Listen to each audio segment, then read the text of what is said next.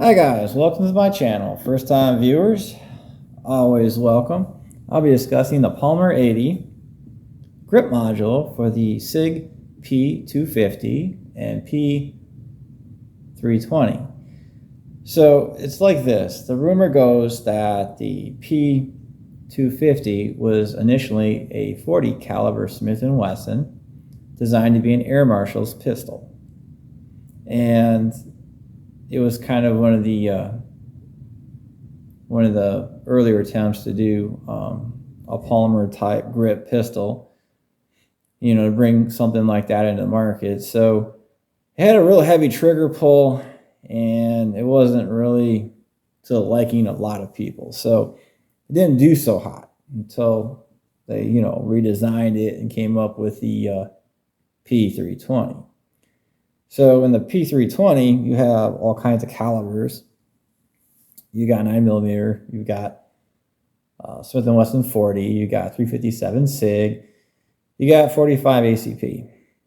And so it's a rather big gun for a 9mm.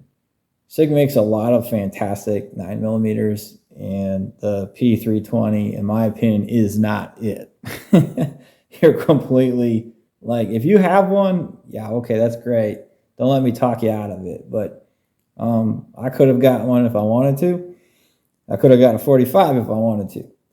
But I didn't see what I was looking for in the 45, and I didn't see what I was looking for in the 9mm. I just saw a big, huge gun when I was looking at the 9mm, and I said, hell no. So I went with the 40. So... Polymer80 offers a module that has a grip angle much like the 1911, and it also feels like a Glock. So it's interesting when compared to the factory, where the factory has three options. They have the small, medium, and large. This is the large because I have big hands. So the large one, which you don't see very often, is elongated on the back strap, and it actually thins out back here, where the medium is more flat, and also the sides taper down. So when you hold this guy, you grab this guy, quite often it doesn't center in the hand. Some people might think that's not a big deal, but when you start pulling this trigger, start doing this. And if you're left-handed, you pull that trigger, start doing this. So it's kind of like that. So your thumb is supposed to prevent the front end from doing that when you push it up against the frame. But as you can tell, I'm not centered in my grip. Got a good grip though. It's very aggressive. But on the Polymer80, I grab this guy. That's pretty good. That's pretty good. When I grab this thing, it cradles like where it needs to be. And it's very grippy, just like the OEM. But it doesn't come in like small, medium, and large. And it seems to be only offered in the carry model. The carry model uses the compact upper, and that's what typically law enforcement uses. So it's a popular pistol, and if you wanted to upgrade your compact and go with a carry module and you went with the Polymer80, you'd have to use the bigger full-size magazine. Or you'd have to have extra pieces on your magazine just above the base plate, in order to take up the difference. And so the Polymer80 in the P250 and the P320 is not a ghost gun. It is only a module. It is not a frame. So when you put your SIG guts in it, it will show your serial number. So if you decide that you like that in a Glock platform and it doesn't come with a serial number, well, you might have some problems depending on who is in office with the ATF. So that's on you. I don't want any of that. So with the P250 and P320, it is not a ghost gun. It is not a frame. It is a module. And it will show your serial number. So if you do not have the frame chassis, you won't be able to mount the module. So that's the difference between the Glock platform and the SIG P320 or P250. So the SIG has a neutral grip angle. It's not quite like the 1911 like the media people made it out to be, because they lied. It holds pretty well in the hand, and it probably hold even better if I had gloves on, because the gun feels different when you wear gloves. But it is not anywhere close to how a 1911 feels in any of the three offerings, the small, medium, or large. On the Polymer80, the backside angle goes high in the hand like that. It feels like a 1911 on the back strap. But on the front strap, being squarish, it feels more like a Glock. So it's like two different things going on. It really doesn't bother me the way it cradles in the hand. I grab this thing and I'm ready to go.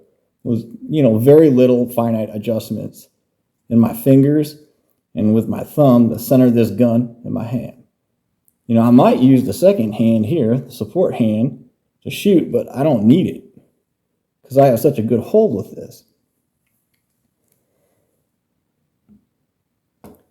Okay, now getting to the point of my complaints.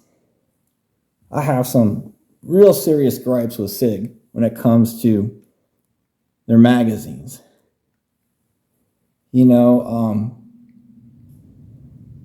The X-Mag uses a square. The law enforcement style magazines and the original magazines for the P250 and P320 are round. And then they have ears on the side that have to be removed if you're going to use an aftermarket module. These ones have been ground down, so it will fit in the module. Because if you don't do that, and you got one that's still got the ears on there, see how fat they are?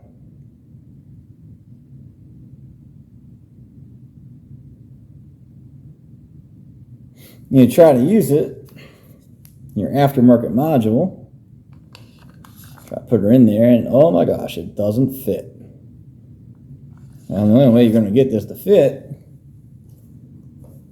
you got to grind those ears off. We got to take them ears off, and then it'll fit.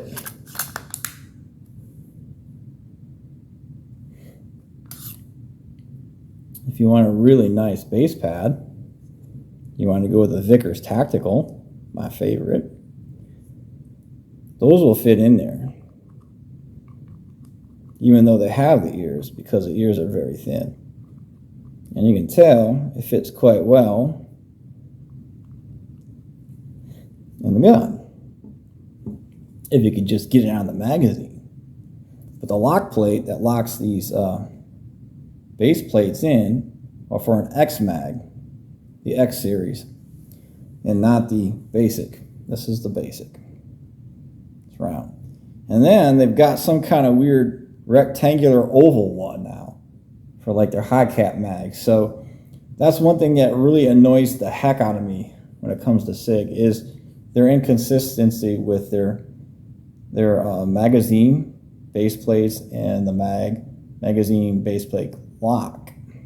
Base plate lock, yeah. Because you might want to use something a little bit better for a base plate. You can tell how well that fits. Fits real nice. I like that. If only I could use it. So I have to order a new base plate that comes with the mag lock. That's the right kind to be able to use this. So I'll be replacing all of the base plates that I have and the lock to keep them in the magazine. That's a big pet peeve I have. So if you get the Wilson Combat, which I don't have, module, it's a nice module, but to me it doesn't feel like a 1911 module either. It has that neutral SIG type grip. You'd have to remove the ears on your base plate, or you could go with the Vickers Tactical if you have an X-Mag for the X-Line series. You know, so that's a huge pet peeve I have. The next pet peeve I have with SIG is their recoil spring assemblies when it comes to the compacts and the carry models. It's very hard to get a 40 caliber recoil spring assembly, and it just seems like they have some they're offered that do all the calibers except for 45. You know, so you're wondering what the strength of that spring is, because 16 pounds in a 9mm might work well for that, and you could probably get away with it in a Smith & Wesson 40, but you're not going to get away with it with a 45, in a compact or a carry model. It's just not strong enough. You're going to need a lot of slide slap, and even if you do have a weighted slide, if your slide's tuned to the caliber, which combat guns typically are, that's why they're a little bit heavier. So with that being said, the 40 caliber would probably use like an 18 to a 20 pound recoil spring. And it's really hard to get a specific 40 caliber recoil spring assembly for the carry and the compact model. And it's also the same recoil spring assembly that you would use for the 357 SIG. But the 357 SIG is a very expensive caliber to shoot. And when compared to the 40, you're splitting hairs. You could probably go further with the 40 than you can the 357 SIG, because you could shoot a heavier bullet. And if you go down in weight, let's take about 155 grain, you can get some pretty awesome performance in line with the 357 SIG. And you could probably scale it up a little bit to 164 or 165 and end up with better performance than you get with a 357 SIG. So the 357 SIG being, a big 9mm, if you will, you can only go so far with bullet weight. And with the Smith & Wesson 40, you can get up to 180 grain. So if you try to move a 180 grain bullet out of a 357 SIG, you're probably going to have some problems, and it's probably not going to perform as well. Although you could probably make it happen, if you play around with the burn rates of different gunpowders. But the Smith & Wesson 40 offers more versatility, and you have something more with it than you would with the 357 SIG. 40 caliber is kind of an interesting caliber in itself, because it'll outperform a 9mm hands down. When you get to like 135 grain, you can push that a lot faster out of a 40 than you would be able out of a 9mm, because that's a rather heavy 9 round. And then when you get to 155 grain, you can get that 9mm type performance out of a bigger bullet. And then, of course, when you're going heavier to the 180 grain, you can get that 180 grain up there, where it's just like a 9mm it's just too much for it. Once you get past like 150 grain and a 9mm, and I have seen bullets like that, Those are some slow sluggers. They'll probably perform worse than a 38, but they're out there. But that's just a really heavy bullet for a 9mm Luger. You know, 147 grains are pretty slow, but they feel good when you shoot them. You know, they're great for like, you know, underwater options, or if you're like doing maritime type security work. But the reality is they're pretty slow. So if you're going to push heavier bullets than that, they don't get faster, they get slower in a 9mm. So, you know, when you get to about 135 grain, I call it a day. You know, anything heavier than that is probably not going to be very satisfactory. Of course, you're going to have some guys out there that are going to tell me otherwise, but it's just stupid. I mean, 9mm are not that magical. 40, on the other hand, can do a whole lot of different things, from the 40 Smith & Wesson to the 10mm to the 40 Super. You know, you could push the same bullets, except that when you're working with the Smith & Wesson 40, you don't want to go over 180 grain because, you know, that's such a short case there. If you want to get your velocity up there, you could just drop the weight down, go to a smaller projectile. But you could push those 40 caliber bullets, you know, a lot heavier, a lot faster. But, you know, trying to explain that to people is kind of like, huh? But anyway, I really do like this grip module. And I really do like the P320 in a 40 caliber. But one issue that I have with this magazine release is it seems to be kind of lazy. You know, it's plastic, and it's made much like a Glock. You know, you can see it's got the straight wire spring that Glock uses. And then when you put the magazine in,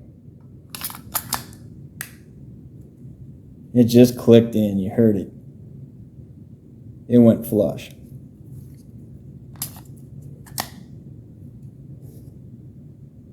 It's not quite in there. You can tell it's popped up a little bit. There it is. It's in there. So, there, it's in there. So with the metal mag release, like on the OEM, you get affirmative locking. It locks in there. Click. Without a question, your mag is in there. It's kind of iffy with plastic. You got to be a little bit rough on it to get the click in. So let's see. Pow. It's flush. It's in there. There's no question. So in the heat of the moment, if seconds count, and I put my magazine in there, and I got a plastic mag release like this, and I'm shooting, and I think it's in there, and you can tell right here that it's popped up. So it's not fully seated.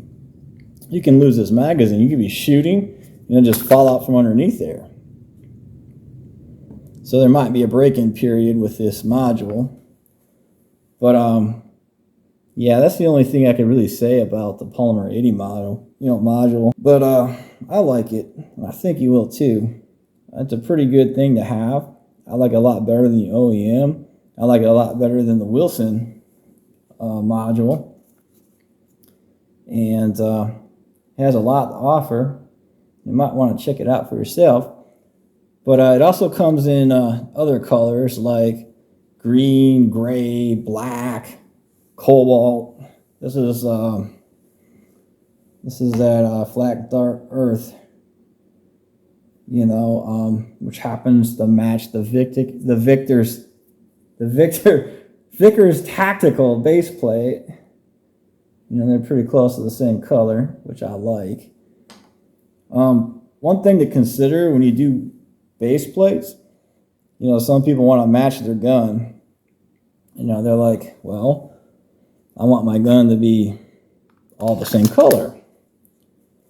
So some people feel like black is the best thing when it comes to magazines. But at nighttime, or if you're in a hurry, you know, the only thing black has to offer is contrast. So in the absence of contrast, you see color. So if there's no contrast around, you're going to find your magazine a lot faster if the base plate's a different color than black. If you drop that magazine at night, you might find it, but it's kind of a matte black. You'll probably see the sheen off from the mag tube and know that's your magazine. You drop this at nighttime, it's not going to take you very long to find it. It's not glowing, but it's a lighter color. In the absence of contrast, you see color. It may not be a bright color because it's dark out, but you're going to find your magazine a lot faster. So that's something to consider when you decide to do your magazine, base plates. For me, I want to be able to find them. So let's say you're let's say you're a cop and your uniform's black and your equipment's black and your gun is black and your magazine is black. And you think you know your equipment because you've carried it all the time. Your hands know where to go. But let's say it's the heat of the moment, it's low light, and you go for a reload, and your baton is right next to your mag pouch. And you know what they feel like, but you know what? Maybe you cleaned your belt and all of your equipment, so maybe it's like moved around, to help with your hips, because if you carry that stuff, typically you end up with hip problems the longer you do it. So you want to move your stuff around on your belt, get even wear and tear on your shoes and your hips. And all of a sudden you fumble and you drop your magazine, and then maybe some other equipment fall out because the type of retention holster that you have. And, you go looking around for your magazine, it's going to be a little bit harder. So if all of your gear is black, and you go for your magazine and it's not in the place that you're used to seeing it, well, if it's a different color than black, it might be a lot faster to grab it and index it than it is if it's black with everything else. I'm just saying, some of this stuff is common sense, but, it's something to think about when you decide to, do your own thing. So, if you like this video, don't forget to like and subscribe, and just hit me up in the comments if you feel like you have anything to add or any questions. All right. Well, you have a great day. Cheers.